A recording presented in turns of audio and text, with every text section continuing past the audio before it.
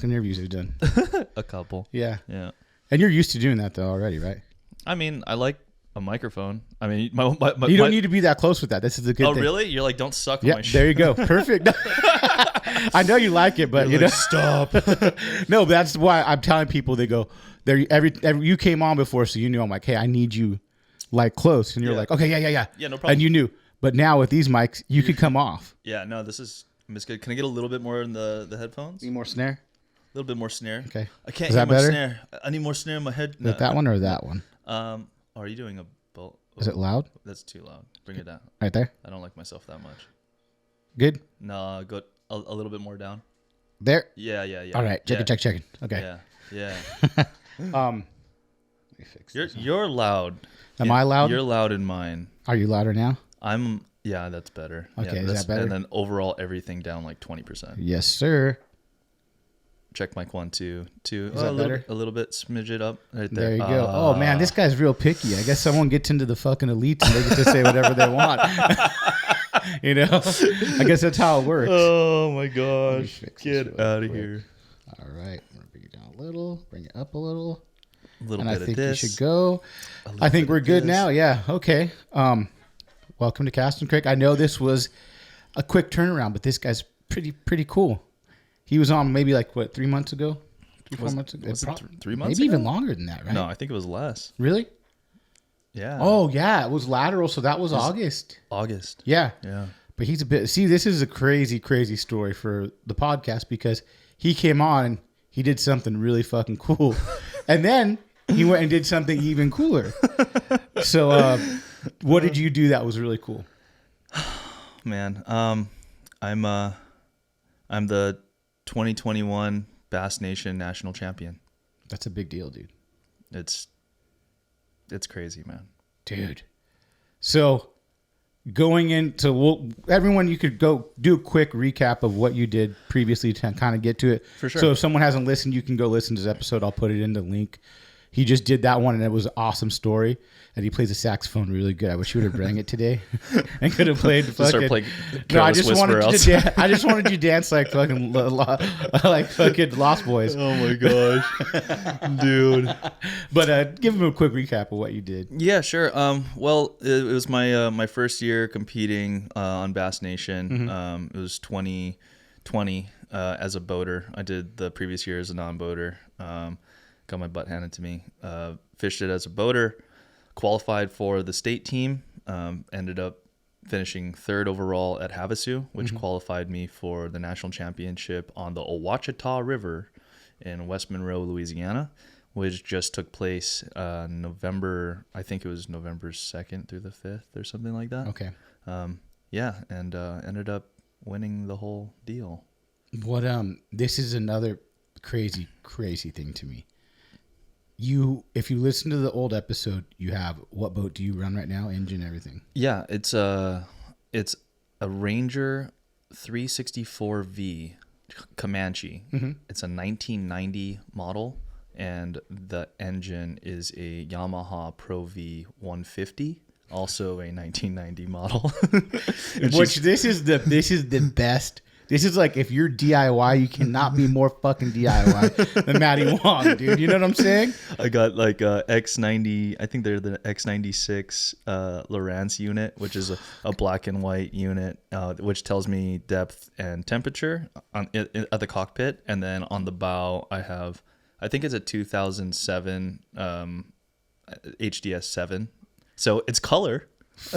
and it actually has like it will pull up a map of a lake, but like there's no contour lines. Yeah. But it just like shows me like little, so I can actually drop a waypoint and it will actually pop up, on my bow. Yeah. Electronic, but yeah. I forgot to do one thing. Fucking idiot. But these mics are so good now, I don't get the reverb I had before. I got to close these curtains. Sorry. Okay. And he's back, folks. Yeah, I'm back.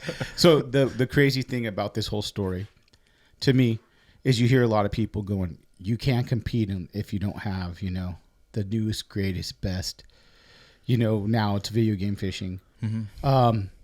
You don't have it, and you made it to the big show. Yeah, it's You know what I'm saying? That's probably Like when you roll up, so the first day you roll up and they see your boat, where people like, who the fuck is this guy? It was pretty funny because like there was a couple tin boats, but even the tin boats all had live scope. Yeah. Everyone had live scope or 360. There might have been a couple of guys that didn't. But the first day, it's kind of cool. Like they set it up like what I'd heard about the classic still, and how you have a boat yard, you bring your boat in, there's a full, there's a mechanic, there's a few mechanics actually. So they service your boat for you, they'll do it up? Yeah, if anything happens. But this is a great part of the story. I literally pull in, there's a Yamaha trailer. The guy comes out, I was like, hey man, how's it going? He looks at me, he's like, wait, is that your rig over there? I'm like, yes sir. He's like, I hope to God nothing ever happens. And I was like, why is that? He's like, because I don't got nothing for your boat. Oh, fuck. And automatically you're like, this is going to be great. I was like, oh, awesome. And I was like, well, can you at least tell me what this, like the nut size is, so I can get just to, in case I have to change out my prop. He's like, yeah, that's an 1 16". And I'm like, thanks, bud. Dude. So you were screwed kind of like on the boat side. Yeah. So, I mean, the cool thing is Minn Kota was there as well. So was, I think Garmin. But yeah, so the Minn Kota guy, actually, I had a bushing kind of go, I nailed a cypress tree and my trolling motor wouldn't go back down. Okay. And so he's like, yeah, dude, just tell me what boat number you are and I'll have it fixed in 15 minutes. Damn. Yeah. It would have took me a 2.5 hour drive down to see Nick at the trolling motor doctor. Yeah. And then like another tow It would back have took up. you 6 hours. It would have been like a whole day thing. And he's like, oh, 15 minutes. Oh, you're good. Dude. Free. And you felt like, this is crazy. Like this, to you, you're we're at the same time when you're driving over there, you're like, wow, this is kind of my time to actually see if I can really do it. You know what I'm saying? Like, like this is it. Yeah, it's crazy, man. I just, I try to do as much prep as I could going into it. I was like, okay, well, obviously there's going to be at least 5 different teams that are local that are all within 8 hours of the place. And this is team-based too, like we talked about earlier. Kinda. I mean, not really. But you go as a group. Do is that kind of like your people you go to though? I mean, somewhat. Yeah. I mean, everyone, like if you qualify, and you win, and then you're like a non-boater that you fish with before, and you're from the same state, and you're gonna buddy up with them. My non-boater was he's actually my buddy Nathan Towes. Okay. And he was joking because, he wasn't joking because he wasn't able to drive with me, but and so he's like, dude, I'm sorry, bud. Like, I got to work. I wish I could drive with you. I'm like, okay. He had to fly out? He flew out. Oh, yeah. Fuck. So you're the whole 25 hours solo dolo. Dude. Yeah. Well, I'm thinking I think that we might go to the Red Crest next year for the event. Okay. And I might go and have a booth. I'm like, oh, cool. I don't like flying. I'm gonna fucking drive. Yeah. I can't do it. And I thought maybe, I could stop in Texas and do some podcasts or something. Do it, dude. You should. So I'm thinking of doing like a road trip to go there, do some podcasts on the way. I gotta talk my wife into it, but we'll see. Dude, you could. I mean, to be honest, it's like you can get into Texas within 24 hours. Yeah. You'll be in New Mexico within 12 hours. Yeah. Just don't stop in Albuquerque. Just keep going. Why is Albuquerque bad? Really? This is just a little sketch. Was it when you stopped there? Was it sketchy? Yeah, I was like, whoo. Was it sketchy, like gang members and stuff? Kind of sketchy. It's just a little methy. Oh, but I mean, nothing bad about. It's like a Chappelle fucking. Like nothing bad about Albuquerque. If you're from Albuquerque, I'm sorry. That's just your experience. It was just passing through. I was just like, oof, I'm gonna keep going. No, I stayed in Grants. Was that a full? You did a 2-day drive there? No, so because I was doing it solo, I didn't want to get burnt out. 1, 2, I wanted to kind of like just take my time. Mm-hmm. So I stopped in Grants. It was crazy. All this like. So Kevin from Bubba Blade hit me up and he's like, hey dude, we started talking and he's like, I want to, maybe work with you, da-da-da. And I'm like, yeah, dude, I'd love to, but like, I have to go on this trip. Yeah. And he goes, oh really? Like, where are you going? I'm like, I'm fishing this deal down in Louisiana. And he's like, actually, I have to tow a boat to to Missouri. Like, you want to like, carpool or like was it caravan? And I was like, yeah, dude, let's do it. And so we had all these plans like to go stop in Eufaula in Oklahoma and fish and all this stuff. Yeah. And then like literally the day before, like or it was like a couple days before, he's like, dude, I have bad news. And I was like, oh man, it's all good. He's like, yeah, I can't do it. And like the other guy's gonna go and take his boat instead. And so in my head, I was like, you know what? That still sounds like a fun adventure. I'm going to do it. I'm going to stop in Oklahoma. I'm going to fish. And you could work on your channel as well. Yeah. I was like, it's going to be perfect. It'll be like a content grab. Yeah. And then, work into it. So I vlogged the whole way there. I stopped in Grants the first night. And it's funny because I went to, like, I pull in at this RV park. I call ahead and they're like, oh yeah, it's $25 a night. I was like, he's like, but if it's cash, it's $20 a night. I'm like, okay, that's no problem, man. like, you have hot showers? Like, yeah, we have a great hot shower. I'm like, that's all that matters. Yeah. I'm sleeping in the 4Runner anyways. So yeah. So, pull in at Grants at like 8:00 at night, get a hot shower, pass out. It was, like 50 degrees. It wasn't bad. I was like, oh, it's, this is nice. Go to sleep. Do I wake up? It's legit 30 degrees. That quick. It dropped. It just, boom, it's 30 degrees and I'm freezing. And I'm like, oh my God, it's cold. And so I turn on my truck, get the heater going, and I'm like defrosting for the next 2 hours. It was cold. Make it into Eufaula, Oklahoma. Okay. Which is also a really cool, massive lake. And I get in there probably around 9:00 at night. I sleep in the parking lot at this marina. And the lady, I call ahead too. I'm just like doing this all on the fly. I've never done this solo. And so I call ahead. I'm like, hey, is there a place like an RV park close by? She's like, you know what? Just sleep in the parking lot. Like the ramp stays open 24/7. You're good. And you sound nice here. Let me get you the combo for our showers. Oh, and I'm like, oh my gosh, you're so nice. Thank you so much. And so she texts me the combo for the showers. I roll in there 9:00. I got like my loofah and all the stuff. No, I don't. I roll in, I hit it, I type in the combo, and it just goes me. And I'm like, oh man, I didn't type it in me. I'm like, dude, screwed. So no shower. And before I go to sleep, I noticed there was a couple shad flickering in the marina, and so I would throw out a spinnerbait and like I stick a bass before I go to sleep. So I was like, okay. It made you feel that's better than the shower. Yeah. I was like, that's fine. I'll go to bed with stinky fish finger, and then made you feel young again. Dude. So I woke up in the morning and I did some research on YouTube. I'm like, where else to fish? Like I bought a fishing license in Oklahoma. I'm like, okay, where else can I fish in Oklahoma? And this dude did this show on this place called Telawanda. Okay. And they have Telawanda 1 and Telawanda 2. And Telawanda 1 has forest strain, and Telawanda 2 has spots and smallies, I believe, or something like that. It's kind of cool. And there's a water level difference of like 10-15 feet. So oh wow. It's a 100 acre lake. So it's a tiny little lake. Mm-hmm. I put my boat on. I'm the only one around. Damn. And it's whipping wind. I was going to go fish Eufaula. That was the plan. Yes. But Eufaula had like 4 or 5 foot rollers. Oh, yeah. Because it was whipping wind. Okay. Like there was like high wind advisory and all this stuff. And I was like, well, at least Telawanda should be a little bit like, covered.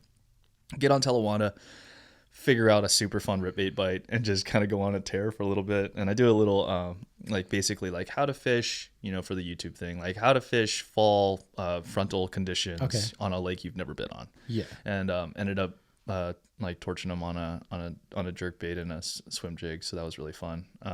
Was pulling off and almost like tore my trailer off because like the ramp was super sketch, and I was like, oh, you're like qualified captain, dude. Did you see that one video?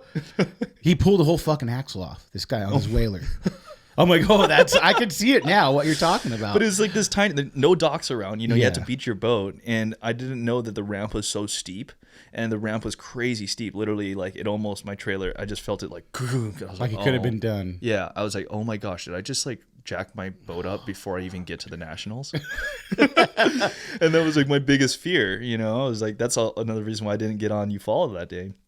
But either way, I had a great time. Went back. I actually texted that lady back, and I was like, hey, I was just wondering if the combo might have changed. She's like, oh my gosh, the guy's so sorry. Like, I just checked it. The maintenance guy changed the code. I just checked it. It works. So I go back there, and I get a nice hot shower, pass out for the night. And it was like raining and windy all night. But I was able to, I slept in a little bit. And So Nathan was getting in that night at 10 o'clock in Louisiana. And so I was like, okay, well, maybe I can fish in another spot before I get in. I already had a license for Louisiana. Okay. My license for Texas had expired like a month or two ago. So I was like, all right, it's either going to be in Oklahoma or I'm going to stop in Louisiana. So I started doing research. Again, found this spot called Cotto Lake, and it's on the border of Texas and Louisiana. And so I was like, all right, there's cypress trees and it's dirty water. Like at least it will kind of get my head right for what I'm about to get into on the Ouachita.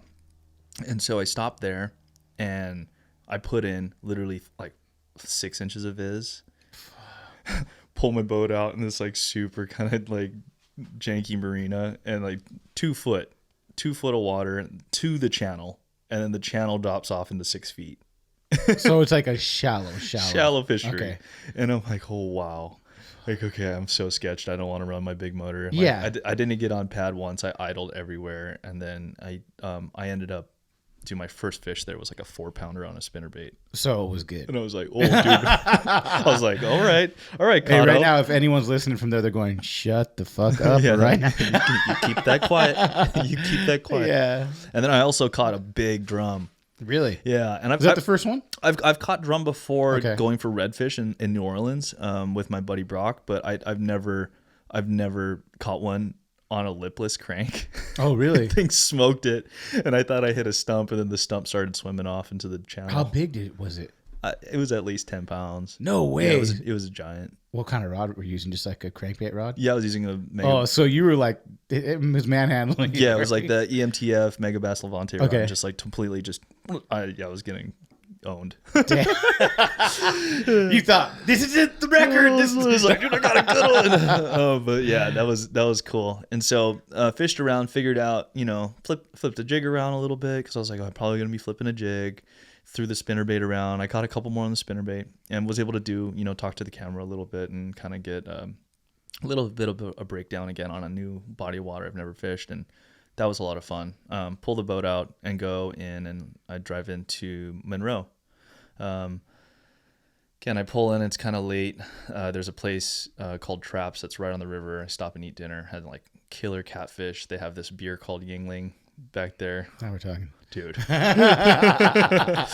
I'm like, oh my gosh, yes, Yingling, please. Can I get one of those? And then, the catfish and bread pudding. I'm going to spoil myself because this is just amazing. Yeah. Picked up Nathan from the airport, and we got in at like 10:30 at night. We had to wake up the next morning at 5 to get on the water the next day. And so, that kind of, I can lead you right into love to hear how practice and how the rest of this is great. This is what I want to hear, dude. This is a big deal, dude. Really big deal. Oh man. Humbled and grateful. And talented. Don't take that shit away, dude. That is not, no one does this shit. So it's like, don't, like we see on here, you got to pull your dick out sometimes. This is the time, dude. Well, my dick will stay away. But I will, thank you. Dude, this is like, like I said, everyone that I follow on Instagram that I'm friends like Fred or, Brian, all these guys are stoked, dude. This is like a very, very big deal.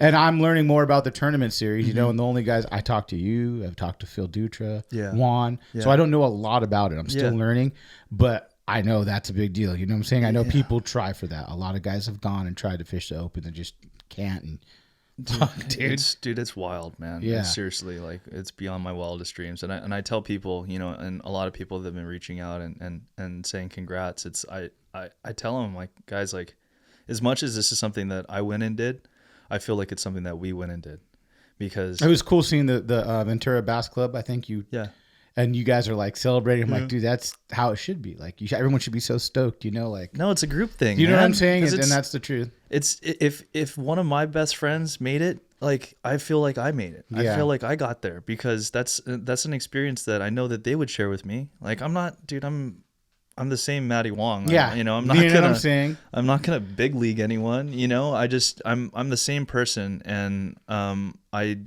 just think that being able to have everyone root for me really helped me, and just having everyone in my corner was just something that was like, I felt that energy thousands of miles away in Louisiana. I bet. And being in a new spot, and I talked to Phil Dutra about this. I go,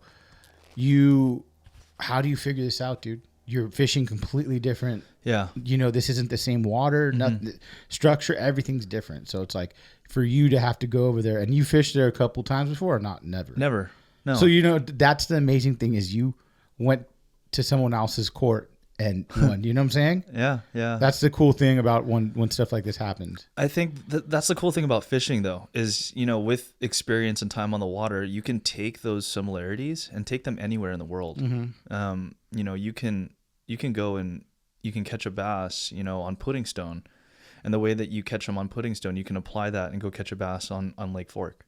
You can, and that's something that as long as you see and find a similarity in it, it's just finding a way to kind of bring your mind into it. And the biggest thing to me too is like, this is on tangent a little bit, is you don't have the electronics that everyone else has.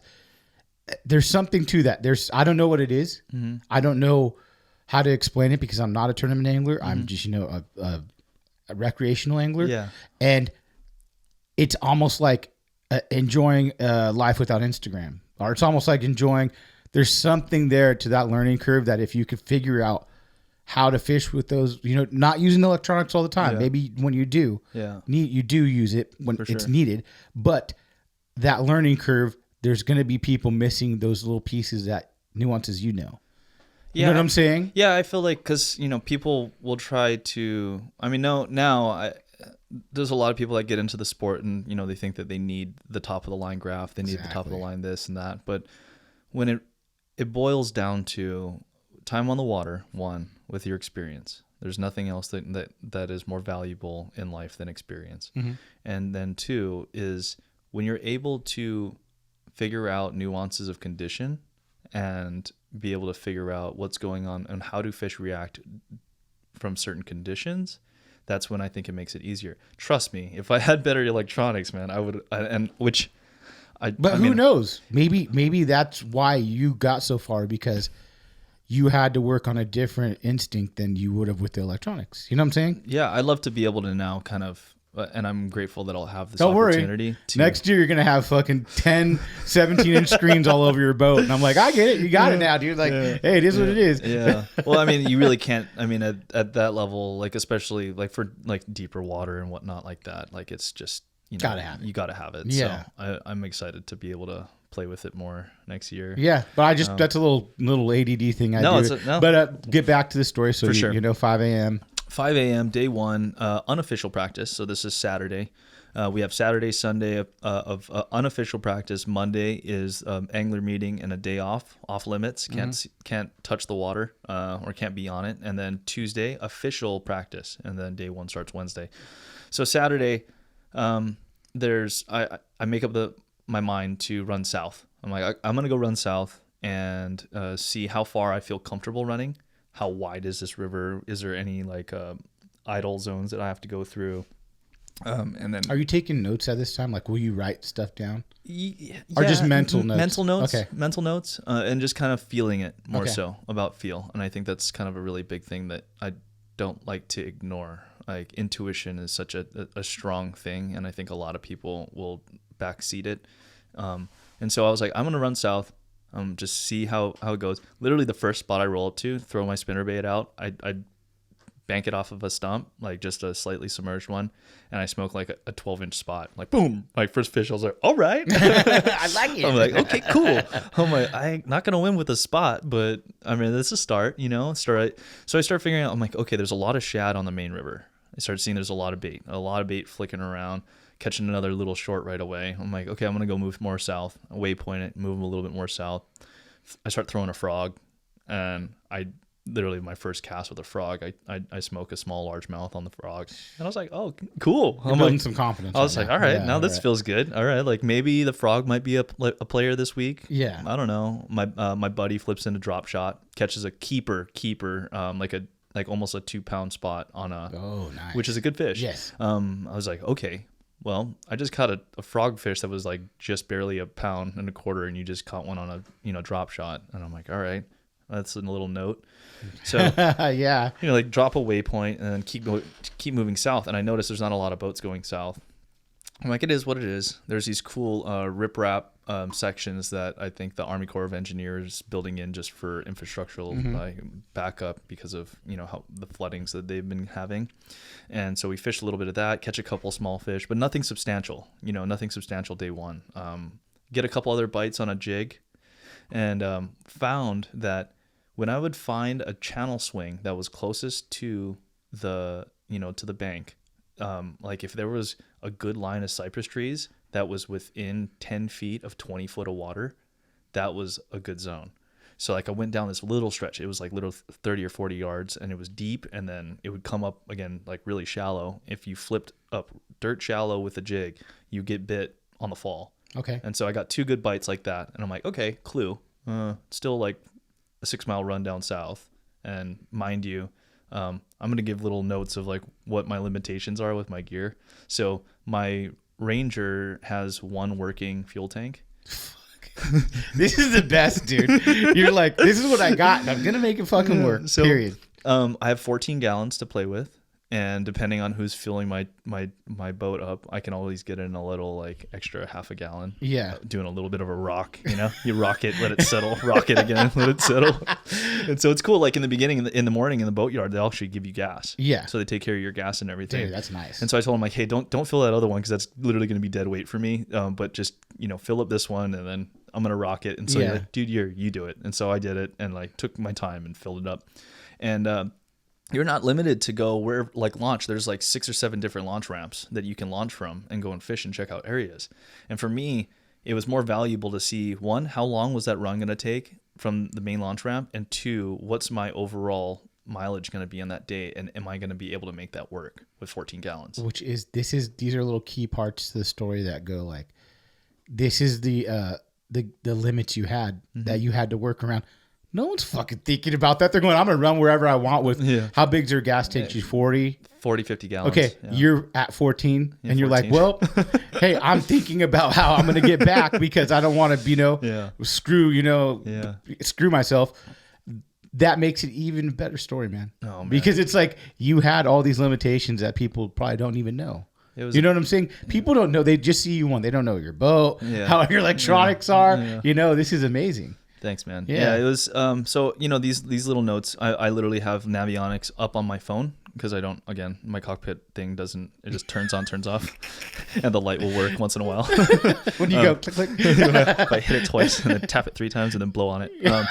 But like I have my Navionics app open on my phone and I'll start a track. And so anyone who's running a tin boat or anything like that, it's a great way to like kind of track your mileage. And so start it, I run down, find that thing. I realize, okay, I ran south. I didn't find anything I really liked day 1. Day 2, I'm going to do something different. I'm going to go run north. And Lee Livesey, who's an Elite Series pro, came out with an article talking about the Ouachita River and what he thought it was going to take to win it and where he thought it was going to be won. Literally like on Saturday night. And he came out with that article on Bassmaster.com. And he literally just straight out says, he's like, it will probably be won in Darbone Bayou. And it's a massive bayou that's it's about a 8 to 10 minute run from the launch ramp to get to the opening of the bayou. It's a 15-minute idle to get in, and then it's another 15 minutes just to get to the beginning of the bayou. And then from there, if you run to the spillway, it takes you about 2 hours. And that's where. You can. Excuse me, just had some Carl's Jr.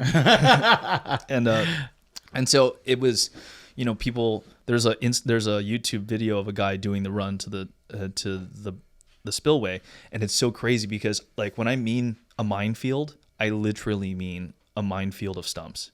It is insane. Scary. It is like the first thing I heard about a Ouachita River, they're like, oh yeah, bring 3 spare props and then bring 2 more. Oh, and an extra lower unit. I'm like, wait, what? Thanks. Yeah, because you get back in there and the channel in certain spots is less than 10 feet wide. And if you go just outside of that, you're in a literally like there's a stump every 2 to 3 feet and it's only 3 foot deep. Oh my God. And guys are like the locals are blasting it like 60 miles per hour, just like hauling. And then there's a section where they even slow down. It's called the S curves. And it's a series of S curves that you go through. And if you don't have it marked, you're on idle trying to follow someone else in and whatnot. And I didn't want to mess with it. Yeah. I was like, you know what?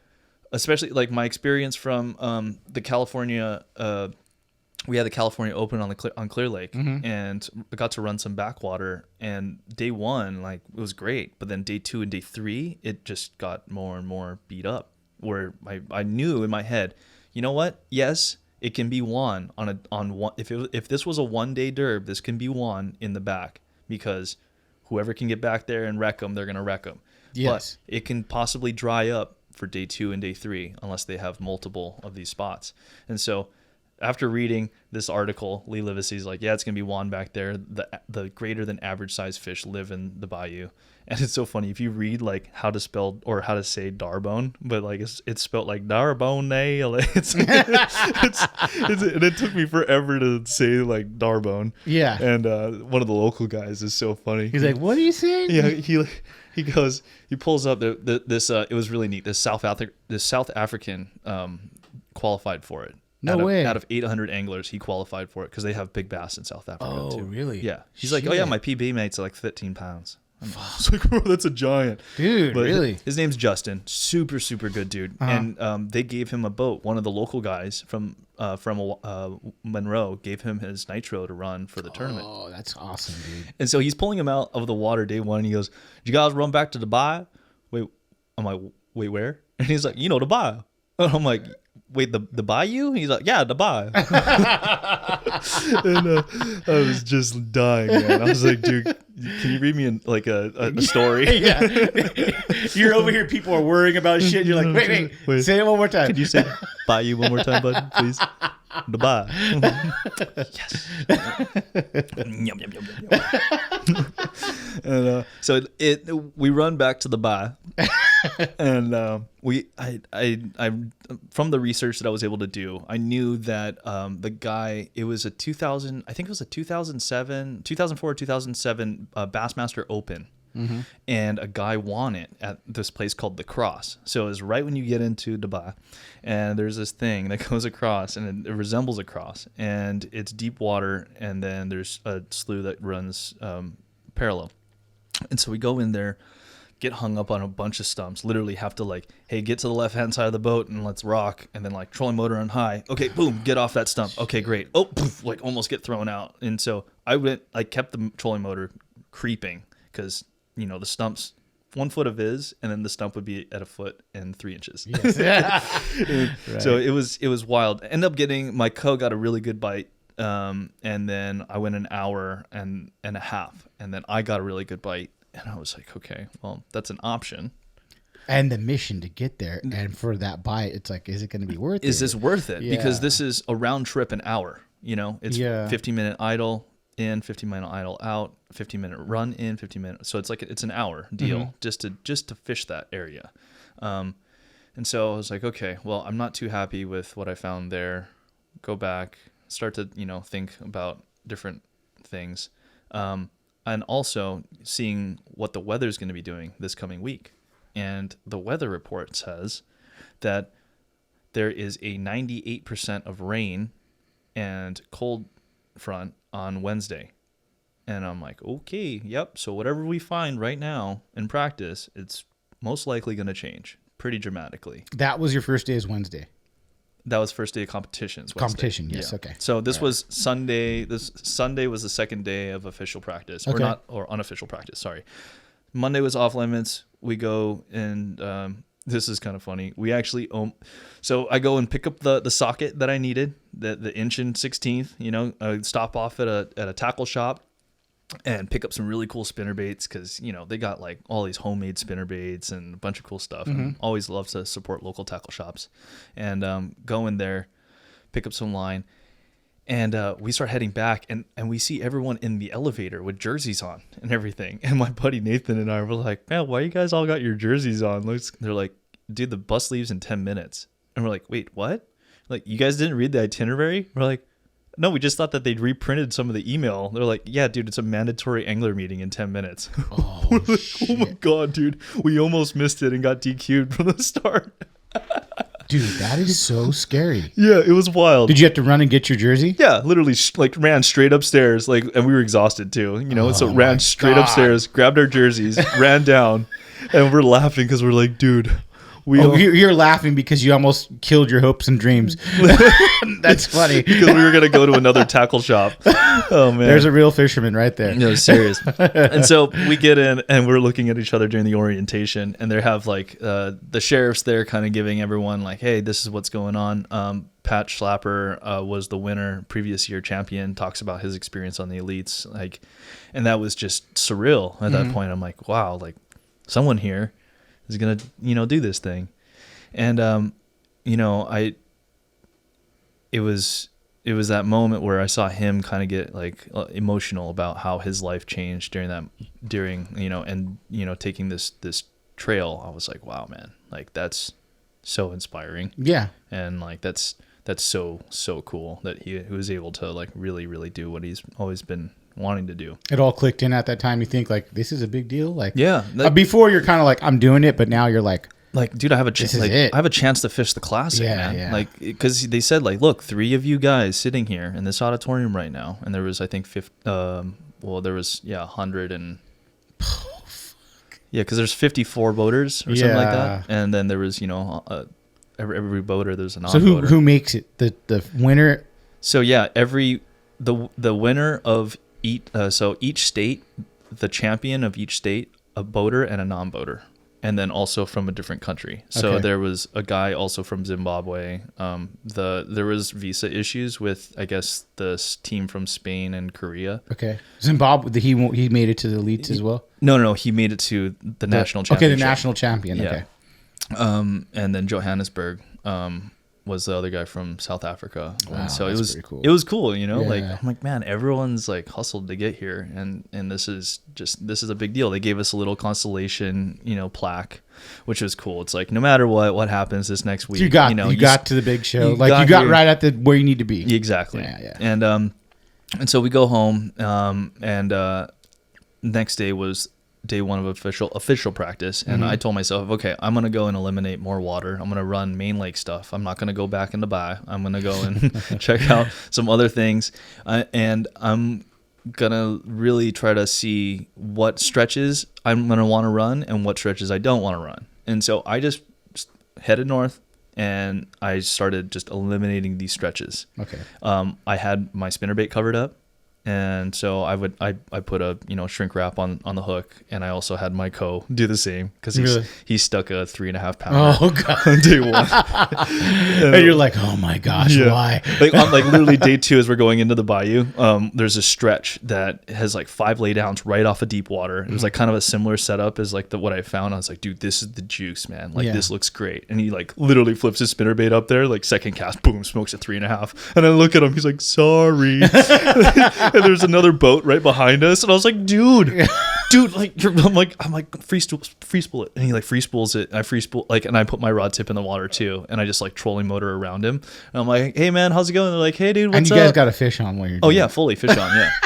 And we're just like trying to like poker face it out, just like, hey, how's it going? Da, da, da. And like, so I go back, put my vest on, and I sit down on my seat, and I'm like, okay, dude, quick, hurry up. So he brings the fish up, like I grab it, keep it below the rail, like take it off and put it down. I was like, dude, that was the biggest fish we've seen in the past 3 days, or the past 2 days. And so we run north on the day of practice. And sorry, I've been like bouncing all over the place. No, this is great.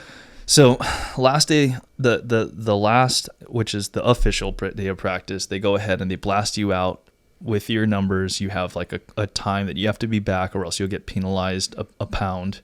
It's, fully, they do the national anthem. The whole structure is there to get everyone kind of used to what competition is going to be like. Mm-hmm.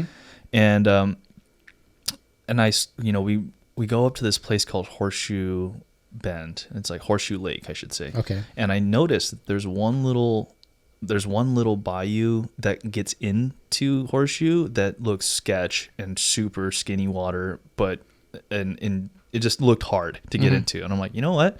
It'd be kind of cool to check this out, because I don't think a lot of guys, one, can even get back here with a 21-foot boat, And I'm like, I'm going to just use my little boat to advantage. Yes. Almost get thrown out 3 or 4 times just getting in on my trolling motor. And but squeak in, go about 100 yards, 150 yards into it, throwing at every single target possible. And then Nathan, boom, like gets smoked. He's like, dude, I just got smoked off that tree. And I was like, okay, cool. Like that's a good sign. Go up a little bit more. I get smoked. Boom, hammers it and like swims out into the deep water. Deep water is 4 feet. And It's 4 feet. so he swims out into the channel, and I'm like, okay, that's a good one. Okay, that's 2 fish in the last 20-yard stretch. Yeah. And I think, boom, boom, boom. We get 3 more bites, and I'm like, okay, cool, perfect. We shook, all of them. Our hooks are covered up, so we shake them off. I'm like, all right, sweet. This is a good option. Mm-hmm. Go into the actual horseshoe lake. We see 3 other boats in there. I was like, whoa, where'd you guys come in from?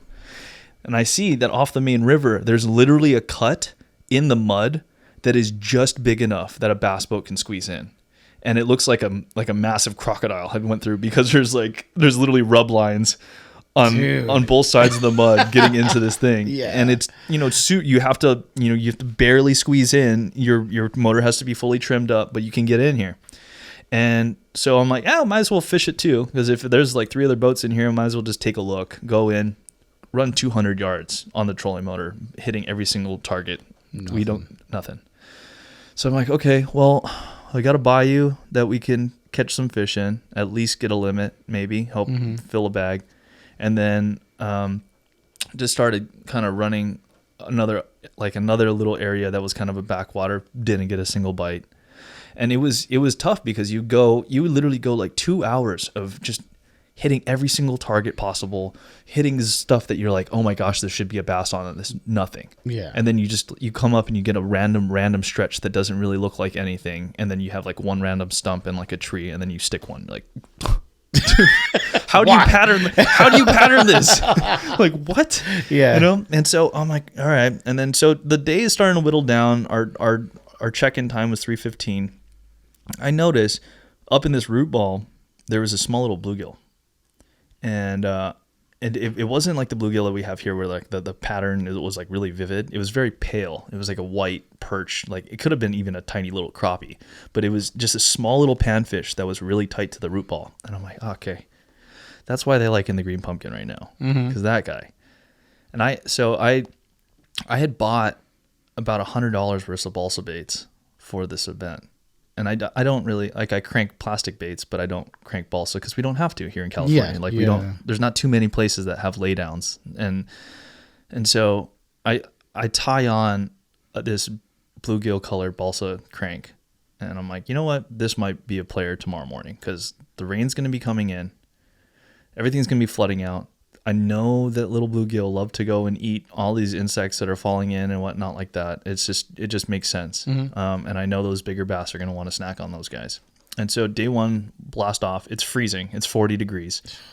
It's the wind's kicking, and I got hand warmers on my wool mitts, on like the top of my hand.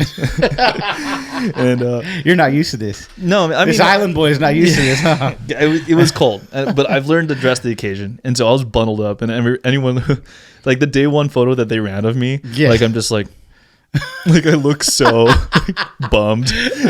Fuck, dude. But it was cool. I ended up drawing this, such an awesome guy, man. His name is Mark Edmonds, and he's from Alabama. Sweetest guy, and we're friends now. And he goes, he's like, I've been fishing Bass Nation for 30 years, and this is my first time making it to the national championship. Wow. And I'm like, really? Like, wow. Like that was exactly my same reaction. And he was so passionate and so like, just so driven. And he's like, hey, like older folks with their phones, like, oh, let me show you something. Yeah. Pulls up a phone and a video, and he goes, here, watch this. And he shows me the video of him weighing in during his regional championship and beating a guy by 3 ounces. And he starts crying and like gets really emotional. His wife was there and everything like that. And he's like, look, he's like, this is, man, like, I'm like, dude, I got chicken skin. And I was like, man, that's awesome, Mark. Yeah. I'm so stoked that I get to fish with you, man. Yeah. And he goes and says, hey, do you mind if we have a passenger? And I'm like, how does that work? I'm like, yeah. I'm like, what do you mean? And he holds up this, it was a laminated piece of paper, and it was a photo. And it was a photo of him and Brian Kerschel. And Brian Kerschel was the first Bass Nation champion to win the national championship, go to the Classic, and then win it. Wow. And then I think a few months later, he ended up dying in a plane crash. Wow. So they named the trophy after Brian. Mm-hmm. And so he's like, hey, do you mind if Brian rides with us? And I was like, oh, man, I would love for Brian to ride with us, man. This is like an inspirational time for Yeah. you know what I'm saying? It would definitely. He's like, he brings me good luck. And I was like, well, you know what? If he brings you good luck, I'll take any luck that I can get, bud, because, practice was pretty interesting. And so we go and start our day, and, it's cold out and whatnot. And, we're talking a little bit and fishing. I pull up to this tree. I throw into the tree. I get like 3 or 4 flips into the tree. Nothing. Good old Mark throws a spinnerbait up there. Boom, smokes like a 3-pounder behind me. And I'm like, and he's like, oh, thank you, Lord. And I'm like, nice fish. I was stoked for him. Yeah. Because I was like, dude, that's a good fish. Like, dude, heck yeah, bro. Like, you've been wanting to get here for 30 years. Like, I want this to happen for you too. Mm-hmm. And so, we start going up again. He flips into the tree, sticks a 2.5-pounder. And I'm like, give me a spinnerbait now. I'm like, good job, Mark. Like, heck yeah, dude. Again, stoked for him. Now I'm starting to feel the pressure. I'm like, he has 2 fish. I don't even have a fish in the boat yet. I throw my spinnerbait up there. I stick a 1.5-pounder. I'm like, I get to weigh a fish. I did it the blank. best 1.5-pounder ever. I'm serious. I was like, I did it blank. That was exactly. I'm like, oh my God, I didn't blank at the Nationals. I'm so stoked. Like, that's fucking awesome. Like, heck yes. And so we roll up to the next little tree. He flips in there and it sticks another 2.5. And I'm like, okay, he's, what is he doing? And I notice I'm flipping braid and he's flipping fluoro. And so I instantly, I'm like, okay, no, I'm going to make a change. So I go ahead and I tie on a top shot, a 20-pound fluoro onto my braid, my flipping stick, tie on the same finesse flipping jig that I had caught him on in practice. And he, instead of taking off after he caught this fish out of the tree, I flipped right back into the same tree, and before it even hits the bottom, boom, and I swing out about a 2.25-pounder. So I was like, oh, I got 2 fish. And the adjustment was perfect. Yes. So hopefully in the YouTube, actually have me tying on or making that adjustment, because it was literally like, made the adjustment, first gas, boom, got one. And so I was like, oh, okay, all right, well, let's keep moving. Grinded the rest of the day. It's 1:30. I have 2 fish in the box. What did he have? He had 3. He didn't catch another fish. Actually he pulled up, we pull up on this stretch that I had seen, like, it looked good, and he sticks a 3. And I'm like, he's looking good right now. I'm like, dang, dude. And he starts pulling it out of the water, and it's stuck on a branch. And I'm like, and I was like gonna back up for him, and he tries to muscle it over the branch and literally just rips off. Falls in the water. And I'm like, oh man. And I'm like, well, dude, dang, dude. Well, we'll come back and we'll check in on it. And so we leave. I make a mental note, drop a waypoint. There's a guy hanging out there. I was like, well, if there's one fish here like that and that quality, there's probably going to be at least another. Yeah. Or a couple. Yeah. Because there's something about that stretch that makes that stretch special. And so we leave, and I'm starting, at this time, I just remember he had said something right before we started the day. He's like, well, you can't win it day one, but you sure can lose it. And I started letting all this negativity kind of pour into my head. And I heard that saying come out. I also heard the saying of well, whatever it was, you tried your best, kid, I was like, man, I'm probably going to be driving home on Friday. I wonder what, I was just thinking all these negative thoughts, and I was like, no, there's still an hour and a half left. Mm-hmm. So I look down, and there it is, the bluegill squarebill staring at me. And I'm like, you know what? I got a couple bites on this earlier, but they were shorts. I'm like, I'm just going to pick it up again. I pick it up again. I start going down this one bank. It was like my second cast. I stick one that's shy of 3. Damn. And I was like, oh my God. Okay. Hey dude, we're going to have to boogie. He's like, all right. And so get that in the box real quick. I shoot down the river, trying to head back towards the ramp.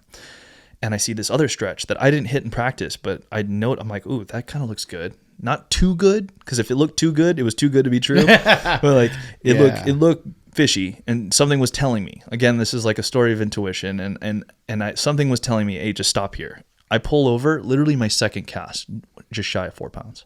Oh God, dude. And I was like, oh my gosh, dude. Like I hadn't. So at this point, how much did you have? Probably 8 pounds. Okay, so you're like feeling good. Feeling way better. Way better, yeah. Way better. So yeah, I feel way better with 8 pounds. Now I have, half an hour left. So I got 4 fish. I got a half an hour. I'm like, okay. You just wanted 5. If I can get a limit, that was my goal. My goal was if I can get a limit, I'd be stoked. In this whole deal, that's all you wanted. Yeah, if I can get a limit, I'd be stoked. All right. Like, because that's, barely got 5 bites a day, even in practice. I was like, dude, this is like, just a limit would be sick. 10 pounds would be awesome. That was my goal, was 10 pounds, but a limit would be sick. Yeah. And so I was like, all right, 4 fish. All right. There was this little stretch right outside of the idle zone, and it's a 6-minute idle to get to the launch ramp to check in. So it was right outside of the idle zone, and I remember seeing it and then dropping a mental waypoint on him, like, I want to stop and fish that. And so I pull in on that. Did you think everyone's going to skip it too as well? It didn't look. Again, it was something that was like, meh. For your eyes, like for what you thought, like like you knew that you could come back and get it, but you don't think anyone's really going to be like, fuck it. Yeah, because it's literally, because it's a place where I guarantee there's a lot of boat traffic. Yeah. So it's like, why stop there if everyone's buzzing it? And then also, why would you want to stop on this straight versus right across the way? There's a perfect bend on the river that has riprap. So why would you not want to stop on the other spot? Yeah, exactly. So I pull in there. Third, I forgot which cast it was, but I stick another fish, and I'm like, oh my gosh, it's my 5th fish. Flip her in, 2.5 pounder. I'm like, oh my God, I got a limit. So I had like 10 pounds. He's like, dude, like Mark was stoked for me. He's like, dude, what did Mark have? He still had those 3 fish. Oh, okay. He caught another one behind me. Once I started cranking, he picked up his crank and he caught one behind me, but it was like just shy. And so I was like, dang, man, like let's, and so I kept like, I made sure that there was enough water, I was like, hey dude, let me know. Like you weren't backseating. No, I want to make sure like that, the co's there as well. I'm not that guy. Yeah. You're not that guy, pal. and so I keep going down this stretch, and literally with less than 10 minutes left, I stick another one, and this one's so you get to call just shy of 3. Yeah. Oh man. So I call up one. I basically call up 2 pounds. Shit. So I go from 10 pounds to 12, and I was like, oh boy. How far back were you to weigh? Like what number did you have to come into weigh? I was the first flight. Oh, were you? Yeah, okay. I was the 12th boat. So I go in, I weigh up. Kobe, sorry. Mm-hmm. And Kobe Carden weighs right before me, and he was actually parked right next to me. So it was me, the South African guy to the right. Are you guys talking at this time or not? Yeah, well, we were talking during practice and whatnot, and like I introduced myself to him earlier, and he's like, "Oh yeah, no, this is my 7th time to the championship." I'm like, wait, damn. You're 7th time to nationals? He's like, yeah. I'm like, dang, dude, you're a stick. He's like, yeah, I've fished 2 classics. Oh shit. I fished 2 classics. I've done this and this and this, and I'm like, dang. So he's won before. He's like, yeah, I actually won here on a Ouachita back in 2014 when we were last year. I was like, dang, dude, you're a hammer. So how does that work? So he fished the 2 years of classics, and then you got to fish opens again if you don't win or.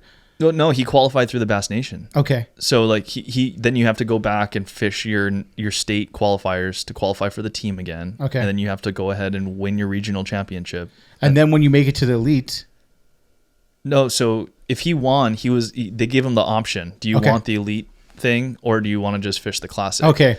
And I think because he just wanted the classic. He just wants to fish the classic because he's a cop. He has like his full on career already, and he's like, I got kids, I have a career. I couldn't do the class. I couldn't do the elites if I wanted to. Yeah. Okay. All right. And so I was just like, okay, this guy's going to hammer him. He weighs in. I thought I had a good bag. I was feeling really good about myself. I was like, hey, if I'm in the top 20, I'm stoked. It's way more than what I thought I was going to do day one. He weighs in 19 pounds. Oh my God. You're like,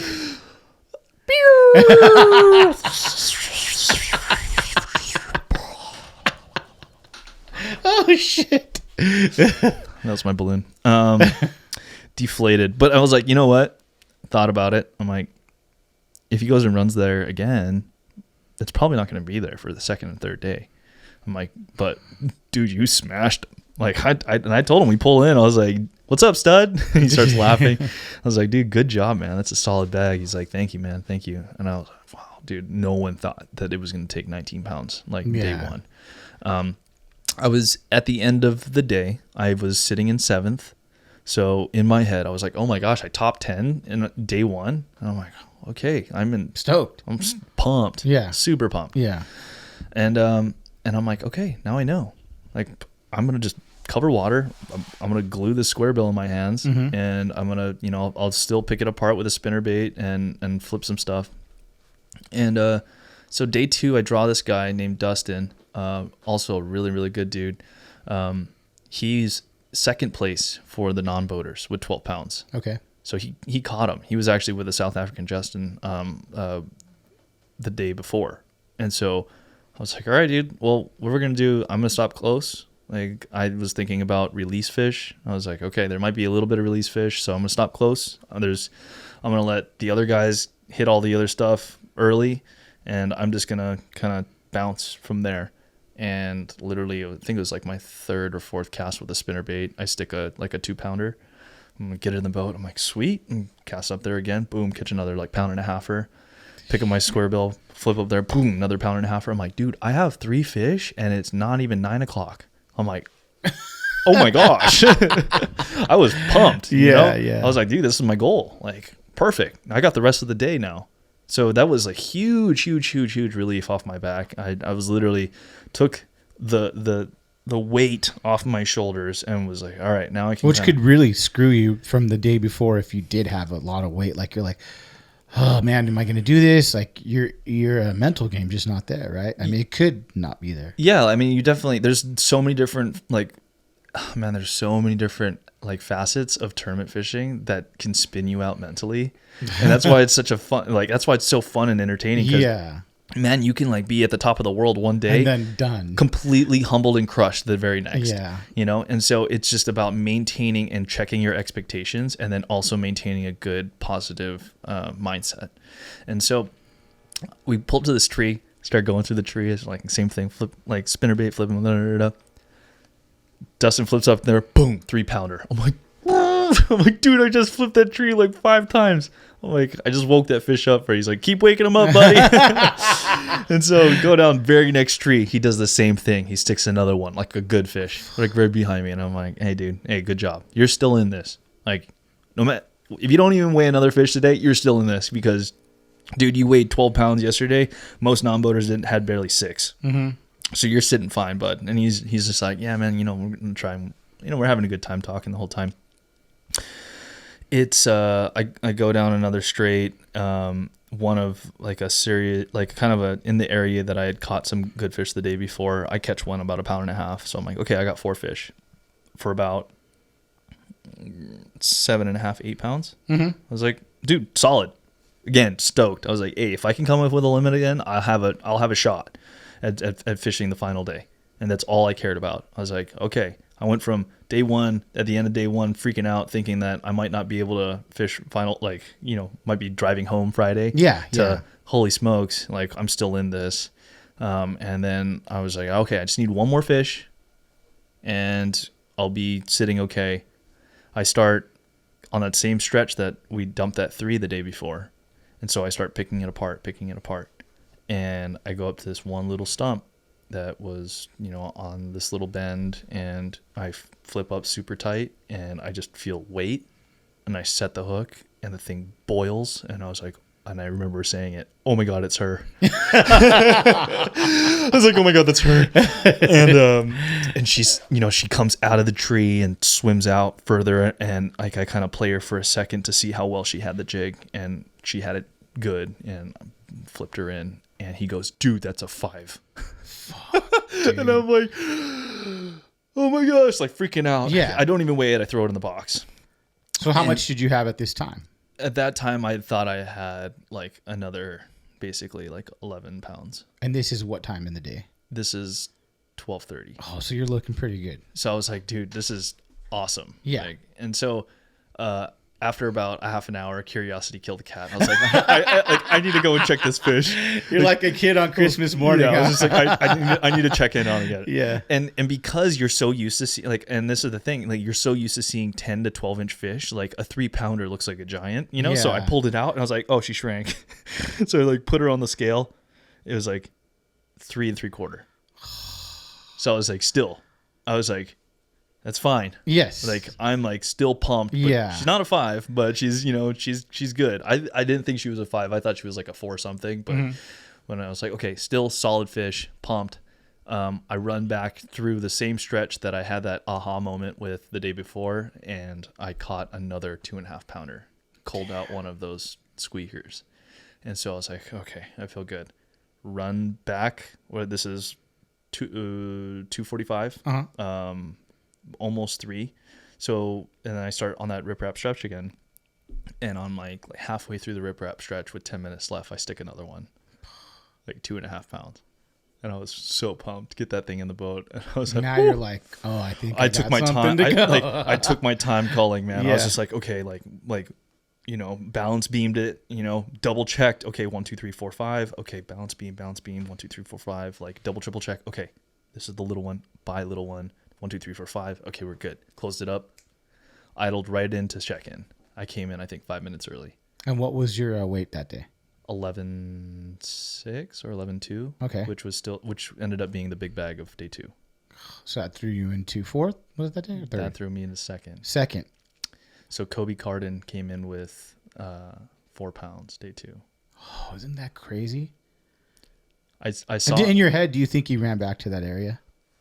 Did you ever? Now, here's a question: Do you get to talk after? Will guys give it up, kind of like a poker game? Is it? Nah, I'm not giving it up. No, I was like, you know what I'm saying? Well, I told him, I was like, what did you, because after he came in, you weighed that. I actually saw him on the river, and I was like, oh, he didn't run to the spillway. Oh, he didn't. Okay. But then I talked to him. I was like, yo, dude, you hit the spillway again? He's like, actually, yeah.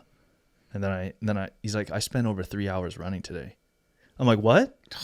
Like he spent over 3 hours running. Like he ran to the spillway, didn't get it, ran back out, ran north to another area, didn't get it. He's like, dude, this is when history killed me today. He's like, because he was passing me at like 1:30, and I looked at him and I was like, you got him? He just like kind of like looked at me with a look, and I was like, oof. So yeah, he weighed 4 something, and so now I'm sitting 8 ounces behind him, and it's a perfect place to be. In my mentally for myself, I'm like, I'm so glad I'm not leading this thing. I'm so glad I'm not leading this thing. That's the greatest. No, right? serious. Yeah. I'm so glad I'm not leading this. Going out in the final day, like and when people, I didn't really understand that before, because I've never been in that position until Havasu when I was leading it day 1 going into the final day, where it's like the pressure's on, man. Like the pressure's on, dude. Like yeah, now you got to go out and sack them again, bud. Like good luck. Hope you don't get them. Good luck. Hope you don't get them. So that's crazy. So I'm thinking he's like, and it's funny because, I can tell he knew what he had found out through the grapevine or something, what I was doing. And so he's how? I don't know. It's one of those things, That's got to be the hardest fucking. So this is what's weird for like saltwater bass tournaments we do. For sure. You have your partner and that's it. That's it. Yeah. Guys, we said, well, what if you did pick your partner? You're giving away we're so small. It's like you give all your shit away. Yeah. Yeah. I guess that's the thing where you live and you learn. And it's like, you got to learn that, like when you have a co-angler, there's someone, and it's not saying the co-angler talked, but they might tell a buddy or, hey, let's go try this bite. It worked for me. So it's like, what do? You're fucked. You're just like, what? All you can do is stick to your plan. Yeah. And fish your stuff. And I've tried, like, I'm not really one to chase someone else's bite.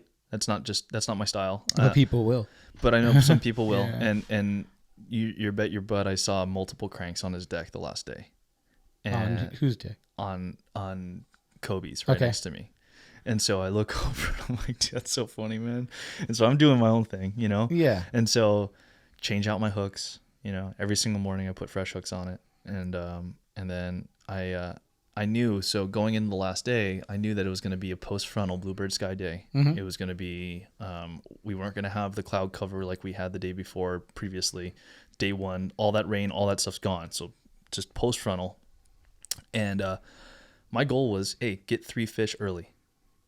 If I can get 3 fish before 10:30, I'll be sitting okay mentally, because I'll be able to fish the rest of the day with a clear head. Mm-hmm. So that was my goal. All right. So instead of running north, again, everyone has faster boats than me. Having my old Ranger, I'm like, I knew that so there's a guy named Zach from Arizona, and he ended up making it. I knew that he was going to start on the stretch going into the bayou, because he also had a good start there too. So I knew I wanted to hit that, but I was like, you know what? I'm not even gonna race him. He is a skeeter. He can go way faster than I can. I'm gonna go south, and if anything, it's gonna throw everyone for a loop. And so I'm second out of the gate. Kobe goes north. I go south. And it's so funny. It's so cliche. So like after the national anthem and after the prayer, we had a moment of silence for Aaron. And it was heavy, it was dude. definitely a somber feeling. And this was like the morning after he passed. And so it was heavy. There was a lot of emotions. Did you know Aaron at all? I didn't. No. Okay. But I have a lot of friends. Yeah. Like a lot of friends, like Eric from Eric's Tackle, Yeah. Jason Heminger. There's a lot of guys. I mean, there's a lot of guys, and the list goes on and on of like people who knew Aaron and and would tell me about what an incredible guy he was. And so it was pretty emotional. And they started playing Eminem, like the doom doom Mom spaghetti. Mom That's spaghetti. the first thing you thought was mom spaghetti. Mom spaghetti. And I got so jacked, dude. I was like, let's go. Let's do this, man. And I started tearing. You felt like you were in a movie, dude? Yeah, serious. I started I amped myself up, and I was like, it reminded me of like hockey and like paintball days, I was just like, God, let's go, and it's funny because you guys will all see this on my YouTube channel because I'm going to come out with it soon. But I normally don't flip a camera on me when I'm in my cockpit, but just for some reason, I just I'm going to just try and see if I have a reaction. And I didn't think about it at all. And this was something that purely just came out. And I kind of break down. I'm like, dude, I made it to the final day. This is it. This is it. This is it. This is the time you've been waiting for since you started fishing. Since I it put me in this time warp where I was this kid fishing Lake Wilson on the ramp for tilapia and for like peacock bass in Hawaii to this. Well, I made the final stage in amateur bass fishing, and I have a shot at making my dreams come true. This is the pros. You're one step away from the pros. That's Literally, it. From like if you're playing, college football, you're like, here's NFL. It's right there, dude. like literally, it's and that's why it was emotional for me, because I was like, oh my God, I can't believe I've made it this far, and that was the realization at that point, because I was like, now this was going to be kind of a tearjerker. When you got in there, how much did you think your uncle? I mean, because you're in that boat, you did it in that boat. Like that's an even crazier story, dude. Like, fuck, man, you made it all the way. Yeah, he's probably like fucking losing it, dude. You know what I'm saying? Yeah. It's not just it wasn't just my uncle. I definitely thought about him. Yeah. I definitely touched the boat, and I was like, you're with me, Uncle Bob. Mm-hmm. I know you are. And I also knew my friend Jesse was with me, because I just lost my friend Jesse. I'm sorry to hear that, dude. And then another guy that I had just bought a Triton literally like 3 weeks ago. Oh, you did? Yeah. Cause I was like gonna buy I was like, I'm not gonna wait until I win a boat, Wait, so you just bought a fucking boat and you won a boat? Yeah. Did you sell the other one? I'm gonna have to sell the Triton, but you can't just did you buy it used? Yeah, but so here's the thing is the guy passed away. Oh man. Yeah, the guy's name was Roger, and he was he one of the Bass Club members? He wasn't one of the Bass Club members, but he was definitely a good friend of a friend, and so sucks, it was like it was heavy for me. Well, that's so heavy to have two boats that are emotionally connected to something. You know, Yeah. like you're gonna have a boatyard. You're gonna be like, hey, where do you live? Well, I live in this fucking warehouse because this is where I keep my boats. I don't want to sell them, really. You know? Yeah. I mean, I've made up the decision where I'm gonna have to sell the Triton. Mm-hmm. Are you gonna keep the one you have now? Of course. Yeah, I can't get rid of that Ranger. Yeah. There's no way. You know. So it was emotional, and you have all these emotional things going through your head when this is all. Yeah, when this is all happening. Yeah, and which is completely understandable. Like. You cry sometimes, dude. Like it's like you're you know. Well, yeah, and if anyone really knows me, you know, they know I wear my heart on my sleeve, man. I don't really hide it, you know, and so that was, you know, I was like, okay, you know, let's do this. Yep. Like now, let's get to work. And so my goal, 3 fish before 10:30, and just keep moving. And I had to move. I had to take advantage of the low light opportunities and just cover water. And so I pull up. I was like, you know what? There's going to be release fish. That's the past 2 days of release fish. Like, you know, these fish are going to chew the very next day. They're professional killers. Yes. They're going to pull up on the next little piece of cover and they're going to want to kill something. And so I didn't throw a chartreuse crank the whole time. I pick up a chartreuse crank because I was like, low light. I'm just going to burn this thing. Literally, dude, my 3rd or 4th cast, I stick a 3.5 pounder in the morning on my first stop. And I was like, that's a start. Get in the boat. All right. Feel good. I was like, okay. And so we had this option, like, so they have this thing called Bass Track, right? Mm-hmm. And so as an angler, no one else is riding with you on the final day. It's just you. There's no coast, and you have Bass Track. I didn't input a single fish in like the past 2 days on Bass Track, but I knew that I was 8 ounces under Kobe. So I was like, I got a 5-minute idle right now, so let me just put this. So you started doing it. So I put in a 2.8.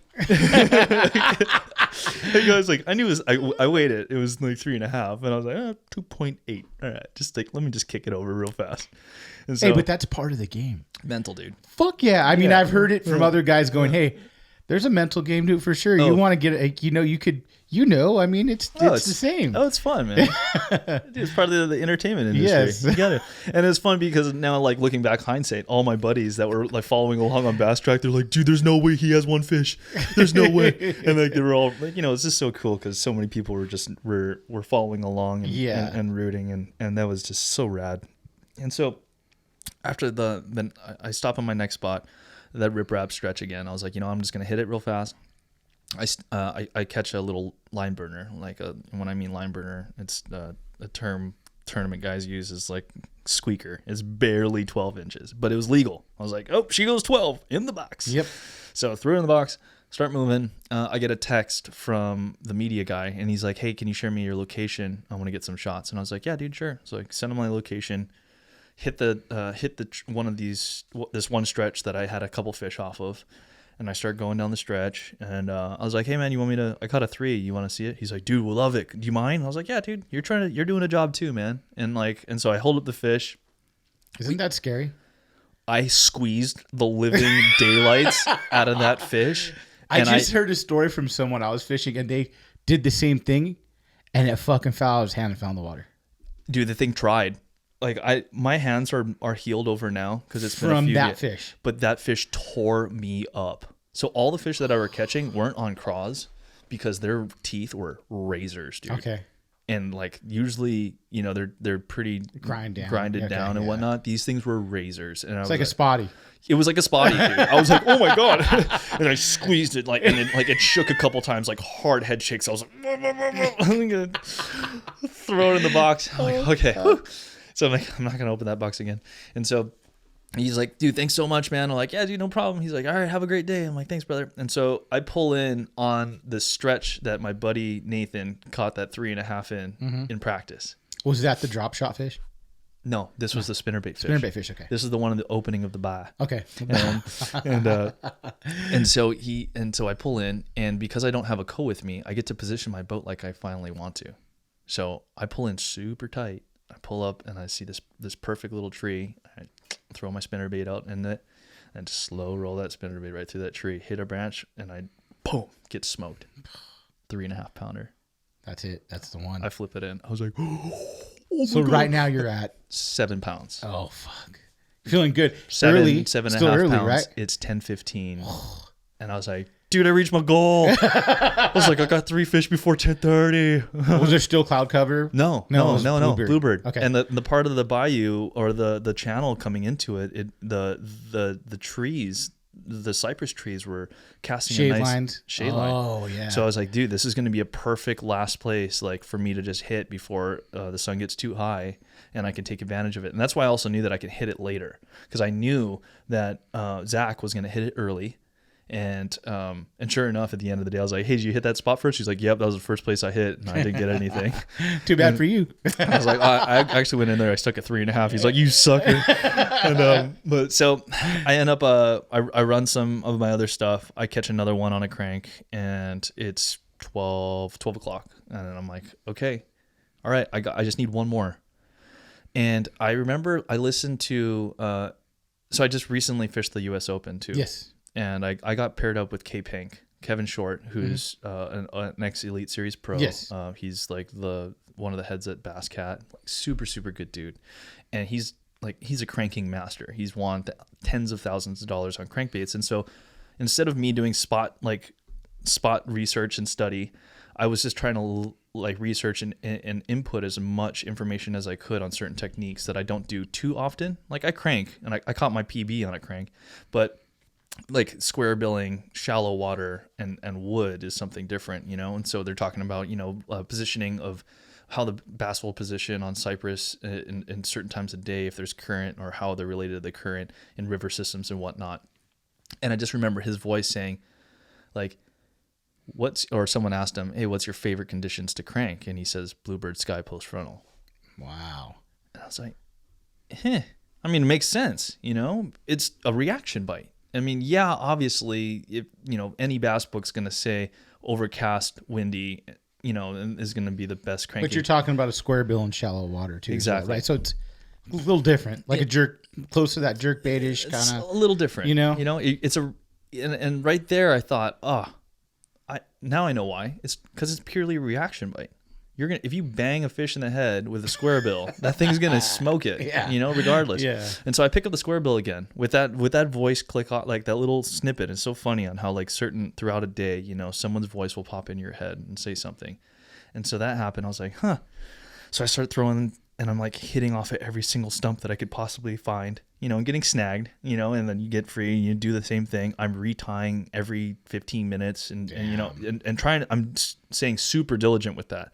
Like retie. Oh, yeah, little thing, retie. I actually pulled the eyelet out of one crank because I was checking the knot. Boom, pull the eyelet out. And I'm thank God. I was so stoked that I had checked it. So stoked that I checked it, because I'm like, that would have been that fish. Yeah. I retied it. Luckily I had another crank that looked just like it. My first cast, dude, I smashed it over my trolling motor. I'm like, well, that crank's dead. I look down and it's tore all the way to the balsa. Oh, God. But I throw it in the water and I crank it and it cranks down and wobbles. I was like, oh, she's good. And so I'm burning this dilapidated crank, and I come up on this little section of, I see 3 stumps that are just barely submerged. And I'd also kind of tuned in on this. It was that if the stump was just under the water by 2 or 3 inches and you could barely make out that there was a stump and there was 2 of them, and there wasn't a lot of stumps nearby, if you bang that stump, that there was a good chance that there was going to be a fish there. I come up on that stump and it just stops, just doom, and I feel a surge and I see a boil, and I'm like, oh my God. And I get into my Kata what size line are you using at the time? I'm cranking 15-pound okay fluoro, and so you feel pretty good about the line at least. Yeah. Okay. I was like, yeah, I tried cranking some mono, because people were like, yeah, crank mono because, it's great. And it helps you back your bait out and whatever, because you hit it and it will stretch and da-da-da-da-da. I snapped off 2 cranks in practice on mono, and I was like, nope, you're done. Literally took the reel off, put it in my bag. I'm like, yeah, you're done. And so I'm 15-pound fluoro. I'm confident with it. It's good. And so this fish loads up and it gets kind of hung up on the stump. I didn't see it. I just knew it was a good one because it was bent. And I was like, oh my God, please get off. And so my drag slips a little bit, and then it works its way off the stump and it works out towards me. all this happens within, 10, 15 seconds, but like this is going by in like super slow motion. See, I've heard the opposite from people going, I don't remember that till I got it in. Yeah. This is cool that you remember it all happening in slow motion. Oh, just like no. I'm like, please. So I'm like, look down and make sure that this fish has it. And I think guys are gonna look at my YouTube video. They're gonna be like, dude, like your positioning was all whacked out and whatever. But I'm like, yeah, I get it. You're in the moment. But so I look down and I make sure. And what I don't think the camera can see is that I do a rod directional change. And anyone who fishes, especially swim bait guys, it's like, dude, as soon as you do a rod directional change, you're done. Yeah. But I knew the reason why I did the switch was because I had saw the fish had the crank good.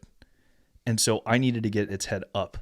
So I did a directional change to get his head up out of the water. And as soon as I knew his head was going to come up, it was going to get in the boat. Mm-hmm. And so I just made the directional change. His head came up and I flipped him straight in the boat. He hit the deck.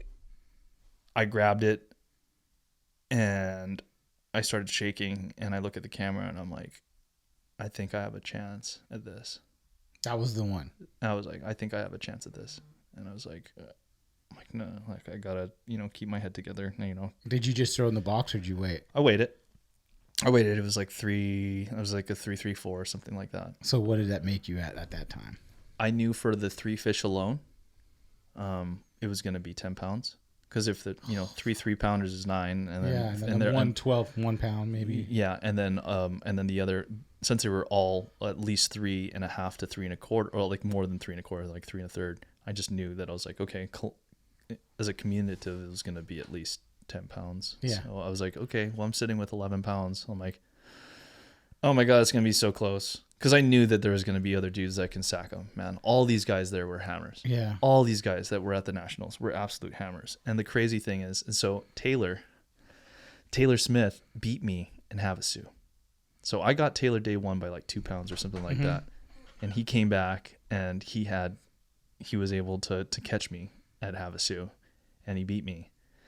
And it was funny when I saw him again, he's like, I'm like, what's up, dude? He's like, you want your revenge, don't you? I was like, you bet your butt I do. And so I had that fish, and I this is a moment that I really didn't record it. But I said thanks to my friend Jesse, who I thought was like with me. Yeah. And again, I get emotional again because I'm just like, dude, like, because I had a feeling like something pulled me to this bank. Something was like, hey, dude, check this bank out. Yeah. And that's why I mean intuition being something so strong and powerful is when something pulls you to a certain way and your gut is telling you, hey, go check that thing out. Go check it out.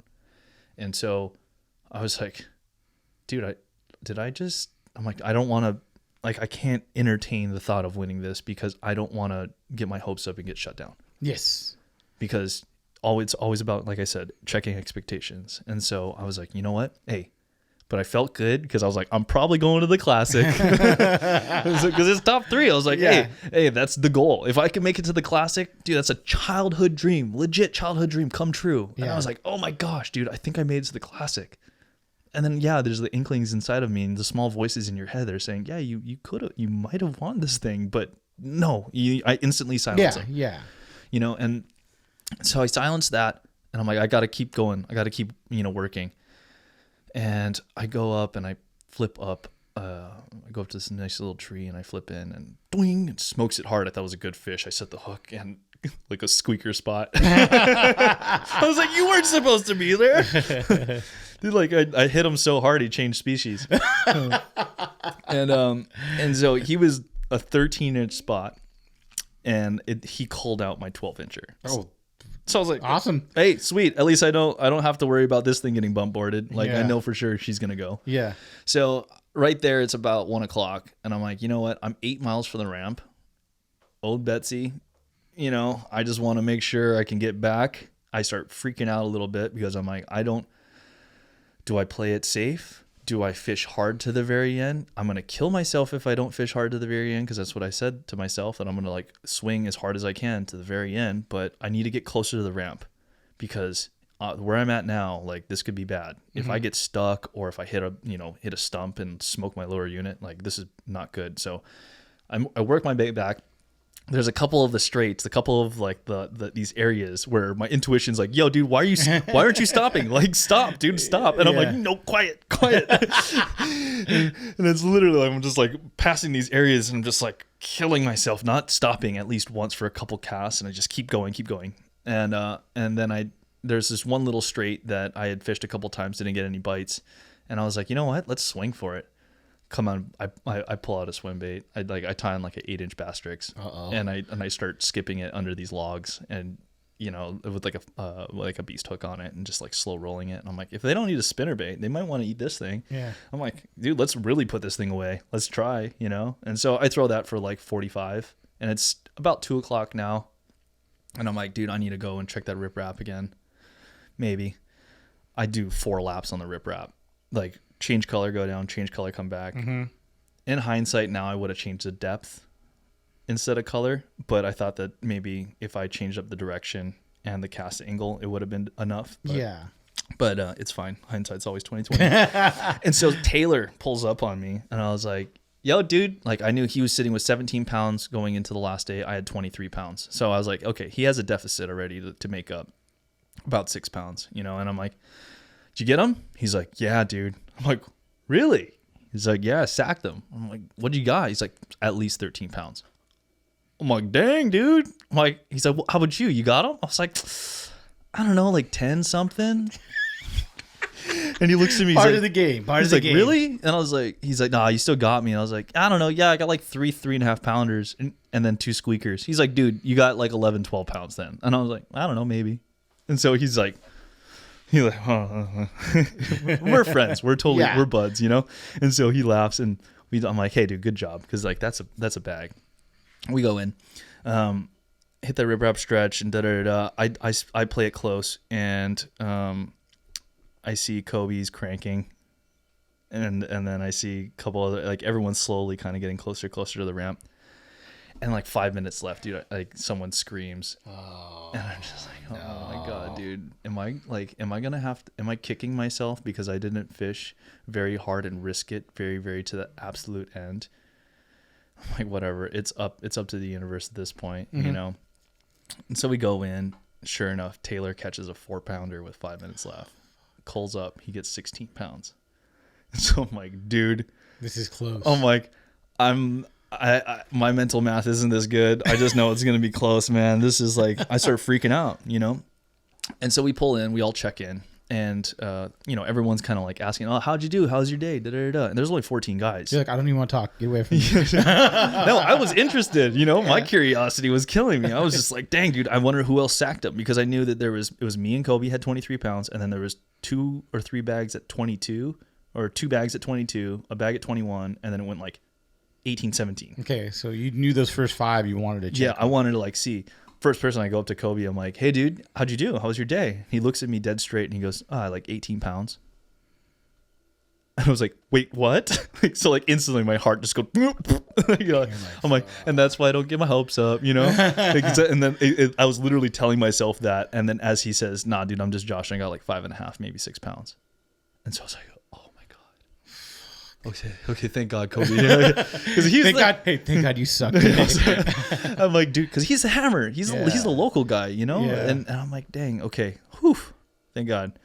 I did the calculation, and I'm like, even if Taylor has 16 pounds, I think I still have him, because I would have to have a minimum of 10.5 pounds. I was like, I think I have at least 11. And then I started asking him, like, how'd you do? Oh, I got 8 pounds. I got 7 pounds. I'm like, okay, cool. And then there's one other guy there with an older Ranger. And I saw him in practice. I was like, yo, dude, Ranger gang. And he's like, dude, that's sick. And he's from Arkansas. Yeah. His name's Chris, I think Chris Johnson or something like that. Super nice guy. And, we start talking, and he stopped in on me throughout the day. It was like 12 o'clock. He pulls in on me, and I'm like, you getting him, dude? He's like, dude, I got 1 fish, man. And I'm like, dang. He's like, how about you? I'm like, I got 3. He's like, dude, that's good, man. Or it was like, or I had 4, at 12. He's like, that's good. I'm like, dude, hey, good luck, man. You still got time. I had two fish at 130 day one. You got this. He's like, thanks, bro. And I'm like, all right. So he takes off. So when he comes in, I look at him. I'm like, hey, dude, you fell out your limit. And he looks at me and he says, yeah. He's like, I sacked him. And I'm like, you sacked him? Well, like, what do you got? He's like, dude, at least 13 pounds. And I'm like, wait, what'd you have yesterday? He's like, oh, like 20. I'm like sitting on 22. And you're like, fuck, this is going to be close. I was like, dude, I think I just lost. No, seriously. I was like, I was like, okay, well, hey, like I told myself, top 3. And that's why I didn't get my hopes up. Yeah. Top 3, at least I'm fishing the classic. You know, I'm like, I looked at him, I was like, dude, you just won this deal, man. Good job, dude. He's like, wait, what did Kobe have? My Kobe only has like 5.5, 6 pounds, unless he's lying. He's like, dang. And then the guy right next to me, this guy named Ben Bird, another West Coast dude, he goes, dude, if he's saying he has 13 pounds, like he definitely undercalls his bag. Like he probably has like 14. Oh my God. Shit. I was like, dude, okay, well, you know what? It is what it is. Yeah. It is at this point. And for the case of drama, they definitely they weigh everyone out of like where you're sitting and what place. And so I'm sitting there. I'm like the second to last to weigh, and the guy with the old Rangers sitting in third place goes right in front of me, and we pull up, and this was so cool. So I take my fish out, and one of the guys that's bump boarding fish, he's like, dude, you got him again, man, good job. And I'm like, thanks, bro. These kids come up to me and they have a hat. They're like, hey, mister, like, can you sign our hat? Was this the first hat signing you've done? This is my first hat signing. That's awesome, dude. As an angler, and so I was like, yeah, man, of course. So I'm like, sign their hat. I'm like, you guys like to fish? Oh, we love fishing. I'm like, what's your favorite technique? They're like, I like to throw spinnerbait. I'm like, that's awesome, dude. Hey, dude, keep fishing. And I heard something going on in the background because they were weighing the previous guy. But I was so enamored by these kids coming up to me. I'm like, this is so cool. Oh, whatever. Sit back down, smiling. I'm like, hey, dude, at least I got a top 3. That's fine. And this moment I see Zach and Jake, who are the Arizona guys. And then I see Nathan and Rich, this guy named Hellabass on YouTube. Mm-hmm. And they're looking at me and they're walking up to me. They're like, dude, I think you have it. And I'm looking at them and I'm like, no, man, like old Ranger dude, like the other, and I kept calling, instead of calling him Chris, I was calling him Old Ranger dude. Yeah. I was like, the Old Ranger dude, like he's got 13, man. He's like, no, dude, he just weighed 10 pounds. And it didn't, I guess I was in such disbelief, it didn't register. I was like, no. The guy in the Old Ranger ahead of me has 13 pounds. He said he had 13. Yeah. He's like, they look at me, they're like, yeah, he just weighed, he has 10 pounds. You got this. Fuck. And I'll never forget that moment because like my heart and everything just dropped and I'm like, oh my God, did I just win? You feel like you're gonna pass out? Serious. Like I turned, like I totally flushed white. That would have been awesome. I totally flushed white. And the cool thing is I think I actually have the clip of Zach coming up to me and saying, this is why we do this. Enjoy it. Good job, man. Wow. And I was like almost in tears, and so I'm like, you know what? Again, no. Fuck, no. I can't. Yeah. Not yet. It hasn't been said. Yes. Like Kobe could have been sandbagging and he could have 12 pounds in the bag and he could have been messing with me the whole time. Yeah.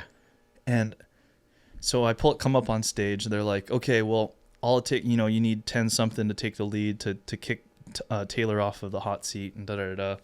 I come up and I drop my bag on the scale. And it's 12.5. So I knew I was going to kick Taylor off. So I was like, good job, buddy, And he's like, hey, you got your revenge, huh? And I was like, whew, I'm just happy to be here, And so he sits over next to Jared. I think his name's Jared Miller, another guy. Really good dude, stick. And then they pull up Kobe. And so, we talk a little bit. And then they weigh his bag. And on the scale, there's a tiny little like readout in the corner, and then there's another readout that pops up big. And so like I was just looking at the tiny little readout, and I looked at the bag as it was coming up, and he put it on. It's like 6 something, and I was like, that's when it like really sank. And then John announced it, and yeah, the rest I blacked out. Don't remember it? Yeah, Just like it just happened? Yeah, I just from there I really like was speechless, and I just What was the winnings? What did you win? okay. Well, it was a check for $20,000. Louisiana takes $1,200 off the top, so it was like 18 something right when I first got it. But I was like, what is it? Check for the most money I've ever made fishing. So check for 20 grand. I won the berth to the classic for the 2022 on Lake Hartwell in South Carolina, and I won a golden ticket to the Elite Series. Does that pay for the whole Elite Series? No, so they pay. I think it's 16 grand on the back end. Okay. So it's half of the year. Damn, that's awesome. It's like 45 grand for the entry fees. It's 5 grand a pop. Okay. Yeah, and I'm guaranteed season 2022 and 2023. And a boat? And a brand new Ranger 520 to run for this next year, and then I have to give it back. But dude, that's awesome. Hopefully, I'll have a boat deal for the next one. I'm pretty confident at this point that I'll probably be able to get one. But it's funny because the last time I was sitting here talking with you, you're like, I just need anyone will kind of give me, guys. I'll take whatever, guys, as long as it floats. And now you're like, oh, hold on, you need to talk to my manager. Please don't call me anymore. I tried to get home, Matty, and I had to hold fucking for 10 minutes. Oh my god! Please dial extension 105. If it's for an interview, please get in line. Oh my god! No, get out of here. But, that is, I mean, who was the first person you called? I mean, my phone. I left. I gave my phone to Rich, one of the buddies there, and he filmed the whole thing for me. And then I think my phone just went back. Did it lock up? Yeah, and then like it just I started doing interviews with the local news station there. Did interviews with Bass. The kids that were there. There was also a whole bus full of. It was a fishing club. Oh, that's awesome. From I think it was a high school. And they came out on stage, and John Stewart, the director, is like, "Hey man, like there's a bunch of kids that want to meet you," and I'm like, "Would love to." And so I come out. He's like, "Hey, can you sign my jersey?" And I signed 20 jerseys, and talked to each one of them, and we took a group photo, and I had them all throw a shaka. I was like, "Don't throw this, throw this," and they're like, "All right." And I was like, "All right." You feel like you're in a band again, huh? In a way, right? like it felt like I was like, "Dang, man, like this is." But this is how I've all like in my head, like this was what I envisioned, and again, just a pipe dream, just an absolute pipe dream. And it's funny because when I was driving through New Mexico, when I woke up in the morning freezing ass, I looked over at my passenger seat and I envisioned a trophy with a seatbelt around it. It's crazy. It's crazy. And you got it. And I got it. And you drove it home. With the seatbelt around it. But it was really cool because, my the guys from it was Jake and Zach from Arizona. They're like, "Hey man, we're gonna head out tomorrow morning. Do you want to caravan with us?" Like, yeah. And I was like, "Dude, I would love to, man." They're like, "Dude, come on, let's do it." And so we caravanned all the way, and Jake actually hopped in, drove my rig for a couple hours while I got to sleep. Oh, and hell yeah! We made it all the way to New Mexico in one shot. And then we stayed at a Motel 6, and then I drove basically. Well, Jake took the first tank, which is super awesome. Like, so big shout out to those guys, man. Like, it was super cool that they they took good care of me. And I was floating on a cloud the whole way home, man. It just felt surreal, completely surreal, So just as a timeline, really quick, what year did you join your first bass club here? 2018. So from 2018 was the first bass club tournament you did to 2021 you are in the elites now. This is the fucking best, dude. It's wild. How many fucking dudes have done that? I don't know. I talked to Brandon Polinick, and I was definitely nerding out because I was like, dude, hey man, well that's a double hitter for you. You got the tournament and then you got the YouTube. Because I did ask him when I had him on with the YouTube. He does some full production shit. Yeah, which is huge. Like his cinematographer does a really, really good job. Yeah. And I like how they worked him in as a character. Yeah, because he's great. He's great, and I'm looking forward to meeting I'm looking forward to meeting him and like Tiff and everyone. But it's just, it was, we started talking, and he goes, And I was like, yeah, because, you know, I joined my first Bass Nation derb in 20, like I did it. I joined my first club in 2018, and I didn't do my first Bass Nation year until 2019 as a co. And then 2020 was my first year as a boater. And he's like, what? Dude. Yeah, but it was, I'm like, dude, yeah, because I know you've been doing this like for a really long time. So trust me, man, I look up to you a lot. So whatever, you know, he's a really, really cool dude. So we talked for a bit. And then I also talked with John Cruz. And John Cruz was super cool. Dude. Connected me with Gamakatsu. And Are you gonna? I'm in talks with them Okay, now. cool. But yeah. I'm sure you're in talks with like everyone and their mom right now. You know what I'm saying? Because you kind of don't. You only have a couple sponsors, right? Right now it's Olukai sponsor, right? Yeah. So that's another thing that I'm like, I need a. I'm right now. It's Megabass. It's Lateral Vision. It's Bastrix and Olukai. Okay. Yeah. So definitely still looking for an optic sponsor. So that's another one that I'm looking for, and then a reel and rod sponsor. But yeah, I'm still trying to like weigh out. Obviously, there's so much. I'm I'm sure you're just taking a fucking break for a while, dude. It's like, I want to, but I mean, I know that this is go time. Yeah. So like, with this win comes the responsibility of me turning this into a full-time career. Yeah. And it's something I've always wanted to do. So for me, this is right when my work starts. So now I got back Sunday night. Monday morning I woke up at 6 just because I've been getting used to waking up at 3 o'clock in the morning the past like week and a half. Yeah. So it's like bing, up at 6, like, oh gosh, like started going, huh? boom, literally got started taking calls, started reaching out to people, started working on my like updating my resume, started like what are my new goals, what are my new like how to budget wise, what do I need to make this happen for this next year. And it's pretty crazy, man. Like it's basically like $100,000. Damn. Just to fish the series. Yeah, just when overall expenses and everything. Like I know, like other guys, you're able to like do it like cheaper, but if you know people and whatnot, and luckily, I mean, everyone that I've talked to so far, like Caleb Summerall, like hit me up, who's the Elite Series pro, hit me up like literally the day after. He's like, hey man, I want you to know, like, you know, it can feel lonely when you first get in, but I want you to know, like, I'm here as a resource. Like, reach out to me. I'm like, dude, so awesome, man. And then he's like, yo, I'm gonna give you John Cruz's number. I call John Cruz. I'm like, dude, John Cruz. I'm like, I'm talking to John Cruz right now. I talked to John Cruz for like 45 minutes, you know, and he was like, dude, man, that's awesome, you know, like, and so he's, you know, however I can connect you or whatever. And yeah, it's been not only overwhelming from like all my friends and people that have like been supporting me, but just from the people that are already in the industry that have been reaching out to me. Like Ronnie Morris, like the guy with Bassmaster reached out to me and called me. He's like, hey man, welcome to the elites. And that's when I was like, oh my gosh, like, this is real. This is really real. Like you're in Hunger Games, you made it all the way to the top, dude. Now I just want to stay there, you know? Yeah. Yeah. So now my goals have shifted, and I just need to refocus. Well, I'm looking forward to seeing this year, the season for you, and it's cool to see a spotty calico guy make it. Do you know what I'm saying? Yeah, I mean, you're a spotty guy, so it's cool to have one of us.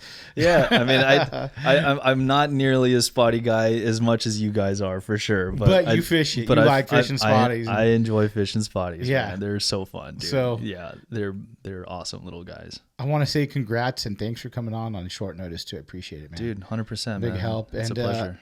Proud of you, man. It's fucking super stoked. Thank you, bro. Look for big things to come, man. I'm again humbled and speechless and really grateful, and I appreciate you letting me tell my story. Of course. Take care, Matty. Thanks, brother.